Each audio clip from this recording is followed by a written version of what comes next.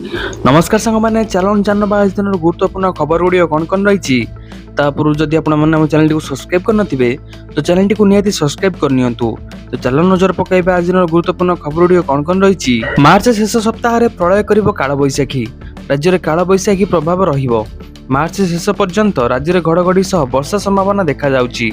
आसंता 3 दिन पर्यंत दिन तापमात्रा 2 ରୁ 3 डिग्री सेल्सियस कमी पारे।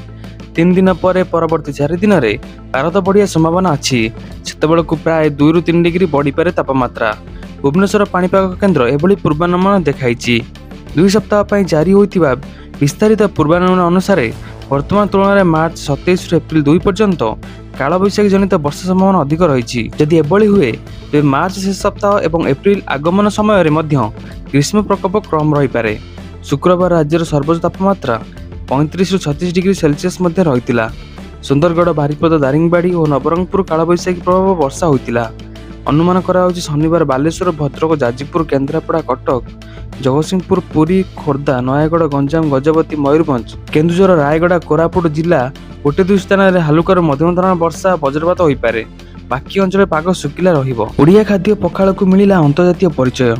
ओडिशार पर्यटन विभाग एक ऐतिहासिक विश्वस्तरीय सफलता हासिल करिछि। एका संगे 1174 किलोग्राम ओजन पखाल प्रस्तुत करी एवं एक विशाल पत्र रे परिवेषण करी बृहत्तम फंडामेंट राइस पखाल परिवेषण पर गिनीज वर्ल्ड रेकर्ड स्थान पाइछि। ଏହି ଅସାଧାରଣ କୃତି କେବଳ ଓଡ଼ିଶା ସମୃଦ୍ଧ ରନ୍ଧନ ଶୈଳୀ ଏବଂ ପରମ୍ପରାକୁ ସମ୍ମାନିତ କରୁନାହିଁ ବରଂ ଓଡ଼ିଆ ସଂସ୍କୃତି ଓ ଦୈନନ୍ଦିନ ଜୀବନ ସହିତ ଜଡ଼ିତ ଆମର ପ୍ରିୟ ପଖାଳକୁ ଅନ୍ତର୍ଜାତୀୟ ସ୍ତରରେ ଏକ ନୂଆ ପରିଚୟ ଦେଇଛି।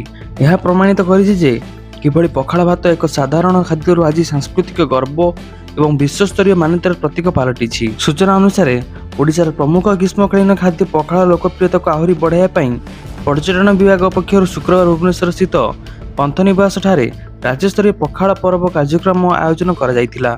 उक्त कार्यक्रम अवसर में मुख्यमंत्री इंडोनेशिया, मालेशिया, बाहरिंग, सिंगापुर समेत 15टी राज्य आदिवासी जोड़ी होता प्रवासी ओडिया मानक सह कथा होइतिले।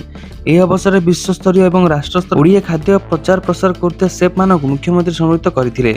आउ एही कार्यक्रम ही पर्यटन विभाग पक्षर आज 850 किलोग्राम चाउल प्रस्तुत 1177 किलोग्राम पखाल प्रस्तुत करा। नुआ रूप पाइब कटक महानदी रिवर फ्रंट समीक्षा कले मुख्यमंत्री। नुआ रूप पाइब कटक महानदी रिवर फ्रंट मुख्यमंत्री मोहन चरण माझी महानदी रिवर फ्रंट प्रकल्प आज समीक्षा करिसेंती। कटक महानदी तट सौंदर्यीकरण प्रकल्प पर 210 कोटी टंका व्यय करा जिवो।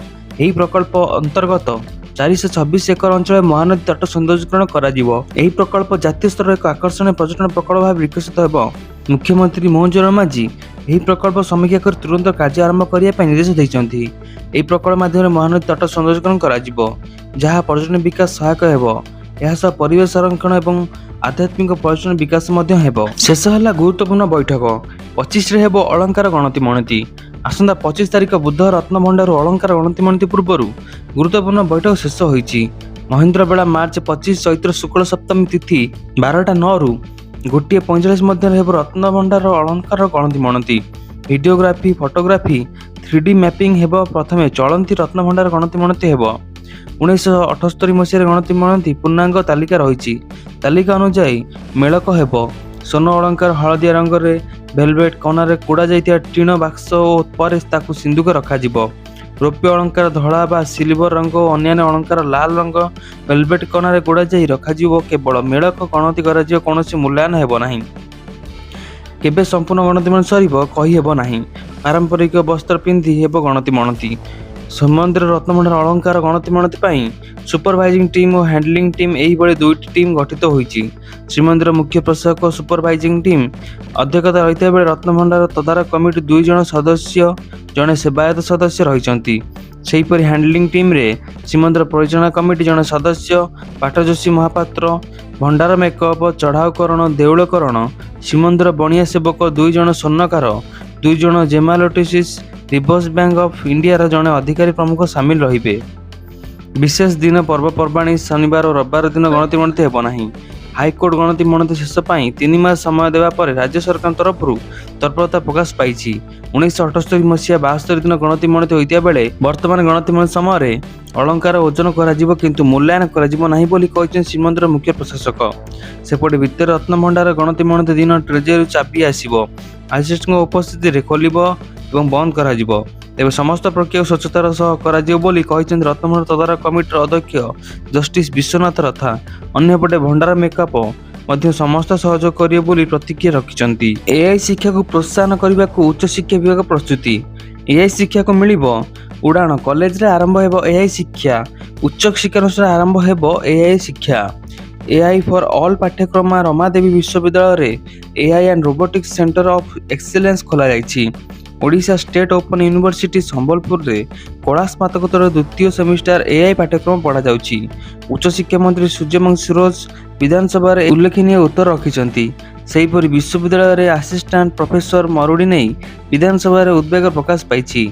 ଉଚ୍ଚଶିକ୍ଷା ମନ୍ତ୍ରୀ କହିଛନ୍ତି ଯେ 17ଟି ବିଶ୍ୱବିଦ୍ୟାଳୟରେ 709ଟି ଆସିଷ୍ଟାଣ୍ଟ ପ୍ରଫେସର ପଦ ଖାଲି ପଡ଼ିଛି।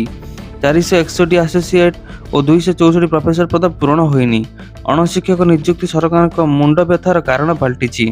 2325 ଅଣଶିକ୍ଷକ ପଦ ପୂରଣ କରିବା ବାକି ଅଛି। ହଠାତ୍ ଆମେରିକାର ଚିନ୍ତା ବଢ଼ାଇଦେଲା ଇରାନ। ଡିଆଗୋ ଗର୍ସିଆ ଉପରେ ଇରାନର କ୍ଷେପଣାସ୍ତ୍ର ମାଡ଼। ଏସୀୟ ଉପସାଗରୀୟ ଅଞ୍ଚଳରେ ଚାଲିଥିବା ଯୁଦ୍ଧ ଏକ ଭୟଙ୍କର ମୋଡ଼ ନେଇଛି। ଇରାନ ପ୍ରଥମ ଥର ପାଇଁ ନିଜର ପ୍ରାକୃତିକ ସାମରିକ କ୍ଷମତା ପ୍ରଦର୍ଶନ କରି ବିଶ୍ୱକୁ ଚକିତ କରିଦେଇଛି।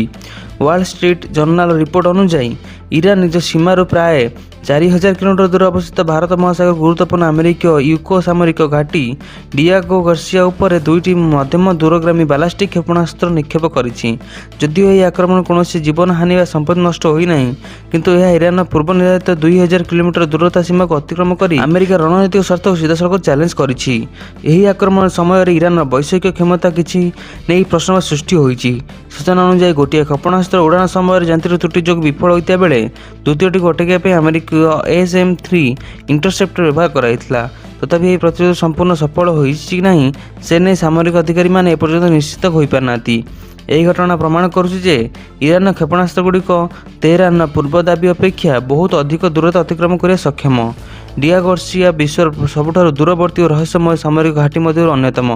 ଭାରତ ମହାସାଗର ଅବସ୍ଥିତ ଏହି ଦ୍ୱୀପଟି ପ୍ରାକୃତିକ ସୌନ୍ଦର୍ଯ୍ୟ ଭରପୁର ହୋଇଥିଲେ ହେଁ ଏହା ସାଧାରଣ ନାଗରିକ ଓ ସାମ୍ବାଦିକମାନଙ୍କ ପାଇଁ ସମ୍ପୂର୍ଣ୍ଣ ନିଷିଦ୍ଧ ଅଞ୍ଚଳ। ଏହା ୟୁକୋ ଏବଂ ମିରାସିସ୍ ମଧ୍ୟରେ ଏକ ବିବାଦୀୟ ସ୍ଥଳ ରହିଥିବା ବେଳେ ଏଠାରେ କେବଳ ଉଚ୍ଚପଦସ୍ଥ ସାମରିକ ଅଧିକାରୀମାନଙ୍କୁ ପ୍ରବେଶ ଅନୁମତି ମିଳିଥାଏ। ଇରାନ ପକ୍ଷରୁ ଏହି ଗୁପ୍ତ ଘାଟିରେ ଟାର୍ଗେଟ କରାଯିବା ଆମେରିକା ପାଇଁ ଏକ ବଡ଼ ଚେତାବନୀ ବୋଲି କୁହାଯାଇପାରେ। ଜୋମାଟୋରୁ ଖାଇବା ଅର୍ଡର କରିବା ହେଲା ମହଙ୍ଗା, ବଢ଼ିଲା ପ୍ଲାଟଫର୍ମ ଫିସ୍। ପଶ୍ଚିମ ଏସିଆରେ ବଢ଼ୁଥିବା ଉତ୍ତେଜନାର ପ୍ରଭାବ ଏବେ ଭାରତରେ ମଧ୍ୟ ଦୃଶ୍ୟମାନ ହେବାକୁ ଲାଗିଛି। ଗୋଟିଏ ପଟେ ତୈଳ କମ୍ପାନୀଗୁଡ଼ିକ ଦେଶରେ ବିକ୍ରି ହେଉଥିବା ପ୍ରିମିୟମ୍ ପେଟ୍ରୋଲ ମୂଲ୍ୟ ପ୍ରାୟ 2 ଟଙ୍କା ବୃଦ୍ଧି କରୁଥିବା ବେଳେ ଅନ୍ୟପଟେ ଅନଲାଇନ୍ ଖାଦ୍ୟ ଡେଲିଭରି ମଧ୍ୟ ମହଙ୍ଗା ହୋଇଯାଇଛି। ଜୋମାଟୋ ପ୍ରତି ଅର୍ଡର ପାଇଁ ଏହାର ପ୍ଲାଟଫର୍ମ ଫି 2.40 ଟଙ୍କା ବୃଦ୍ଧି କରିଛି। ଏହାଫଳରେ ଗ୍ରାହକଙ୍କ ଉପରେ ଅତିରିକ୍ତ ବୋଝ ପଡ଼ିଛି। ଏହି ବୃଦ୍ଧି ପରେ ଜୋମାଟୋର ପ୍ଲାଟଫର୍ମ ଫି ପ୍ରତି ଅର୍ଡର ପିଛା 12.50 ଟଙ୍କା ବୃଦ୍ଧି ପାଇ 14.90 ପହଞ୍ଚିଛି। ଏହା ପୂର୍ବରୁ ଶେଷ ଥର ପାଇଁ ସେପ୍ଟେମ୍ବର 2025ରେ ଏହି ଫି ବୃଦ୍ଧି କରାଯାଇଥିଲା।